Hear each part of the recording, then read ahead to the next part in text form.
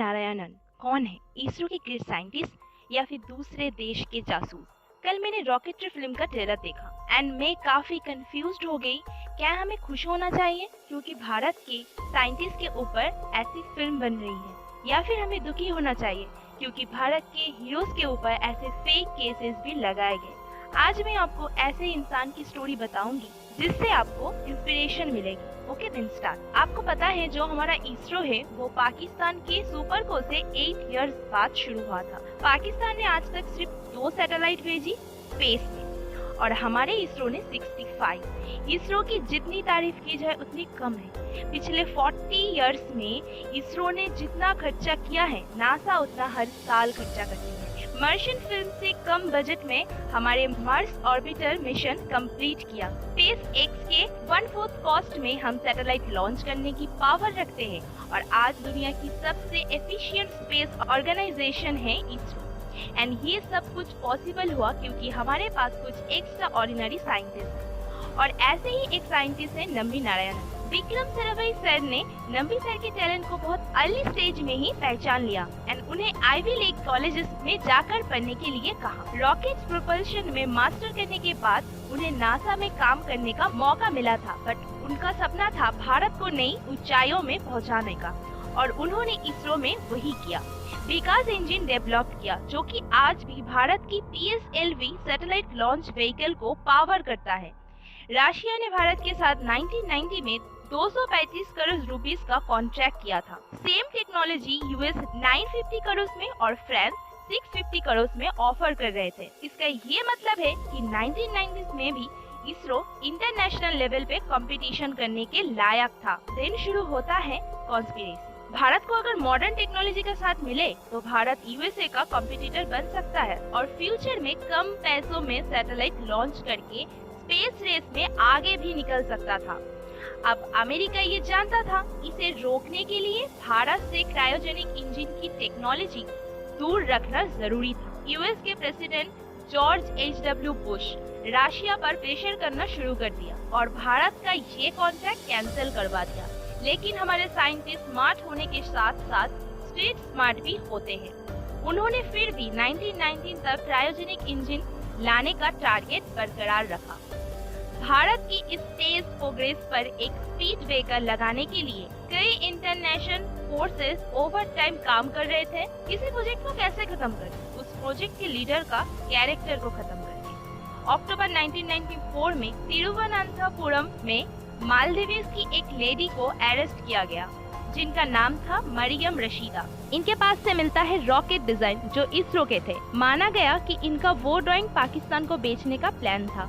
उस समय नंबी सर इसरो के क्रायोजेनिक रॉकेट प्रोजेक्ट के हेड थे और अगले ही महीने नंबी सर को अरेस्ट कर लिया गया। 50 दिनों के लिए नंबी सर को जेल में रखा गया और 2 साल तक क्या टॉर्चर किया गया आप ट्रेलर देखेंगे तो आपको बस एक फील मिलेगा। उन्हें कहा गया आप इस ब्लेम को इसरो के टॉप साइंटिस्ट पर शिफ्ट कर दो, लेकिन नंबी सर ने साफ इनकार कर दिया।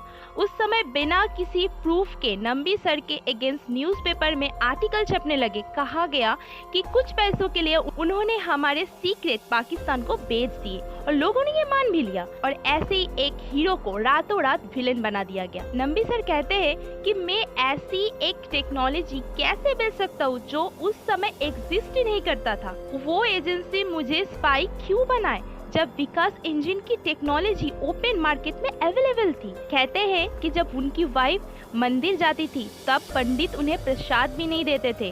वो किसकी बीवी है ये जानने पर रिक्शा ड्राइवर भी उन्हें उतार देते थे।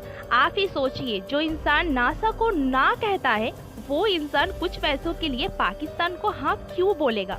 शेखर गुप्ता कहते हैं कि जो लोग भारत का बुरा चाहते हैं वो आज कितने खुश होंगे क्योंकि हमने खुद ही space programme, defence programme, intelligence और हमारे हीरोज को डिस्ट्रॉय कर दिया। 1996 में CBI ने डिक्लेयर कर दिया कोई प्रूफ नहीं है और ये केस बेबुनियाद है। ये केस फेक थी, लेकिन फिर भी ये केस सुप्रीम कोर्ट तक गई, लेकिन सुप्रीम कोर्ट ने भी फैसला नंबी सर के पक्ष में लिया। इस केस के चलते हुए नंबी सर के काफी इंटरव्यूज हुए। उनमें से एक इंटरव्यू में उनसे पूछा गया, क्या आपको लगता है कि अमेरिका के सेंट्रल इंटेलिजेंस एजेंसी के आपको फंसाने का कोई हाथ है? फिर उन्होंने कहा फॉरेन फोर्सेस का हम साइंटिस्ट को फंसाने में हाथ है, शायद वो CIA हो सकता है या कोई और। इस पूरे इंसिडेंट में सबसे बड़ी ट्रेजेडी क्या हुई पता है? 1994 के बाद इस केस के वजह से भारत के पूरे स्पेस सेक्टर में होने वाली प्रोग्रेस में एक स्पीड ब्रेकर लग गया। क्रायोजेनिक टेक्नोलॉजी 1919 तक फंक्शनल हो सकती थी, उसे फंक्शनल होने में 15 इयर्स और लग गए। सोचिए आज इसरो कहाँ होता अगर हम अफवाहों से ज्यादा हमारे साइंटिस्ट पर बिलीव करते। 2019 में उन्हें फाइनली पद्म भूषण देकर भारत सरकार ने पूरी दुनिया को बता दिया कि हमें नंबी सर के पैट्रियोटिज्म पर कोई डाउट नहीं है। देशभक्त ये काफी हेवी वर्ड है और ऐसे हेवी वर्ड अपने साथ साथ एक बर्डन को कैरी करते हैं और ये बर्डन निर्दोष होने का नहीं, लोगों के आंखों में निर्दोष रहने का बर्डन है। क्योंकि हम एक ऐसे सोसाइटी में रहते हैं जहां क्रिमिनल को क्राइम प्रूव होने तक उसे इनोसेंट माना जाता है, लेकिन इनोसेंट इंसान को हर कदम पर अपना इनोसेंट प्रूव करना पड़ता है। जब हम पढ़ते हैं कि कैसे हर बार लगातार एक नए भारत का सपना देखने वाला हीरोज को टारगेट किया जाता है, कभी सस्पिशियस प्लेन क्रैश करके, कभी पॉइजन या कभी कैरेक्टर असैसिनेशन से एलिमिनेट किया जाता है, तब हम ये समझते हैं कि हमारे असली पोटेंशियल क्या है और कुछ लोग इस पोटेंशियल से कितना डरते हैं। बाहर के फोर्सेस भारत को तोड़ने की कोशिश करते हैं क्योंकि शायद वो भारत को अपना कॉम्पिटिटर मानते हैं। बट सवाल ये है कि क्या हम अंदर से भी इतने खोखले हैं, एक जीनियस को गद्दार कह के उसके जिंदगी के इतने साल बर्बाद कर देते हैं। अगर आप लोगों को भी लगता है कि ये स्टोरी लोगों तक भी पहुंचना चाहिए तो इस वीडियो को शेयर कीजिए। And specially want to thank R Madhavan sir for bringing Nambi sir story to the world through this film. हमारे देश के साइंटिस्ट हमारे देश के रियल हीरोज हैं क्योंकि अपने काबिलियत के दम पर वो बड़े बड़े देशों में जाकर अपनी लाइफ में अनलिमिटेड सुधार तो ला सकते थे, लेकिन फिर भी वो यहाँ रहते हैं इस लेस देन परफेक्ट सिस्टम में रहकर इसको इम्प्रूव करते हैं। ये वो लोग नहीं है जिनको नासा ने रिजेक्ट किया है, ये वो लोग हैं जिन्होंने नासा को रिजेक्ट किया है।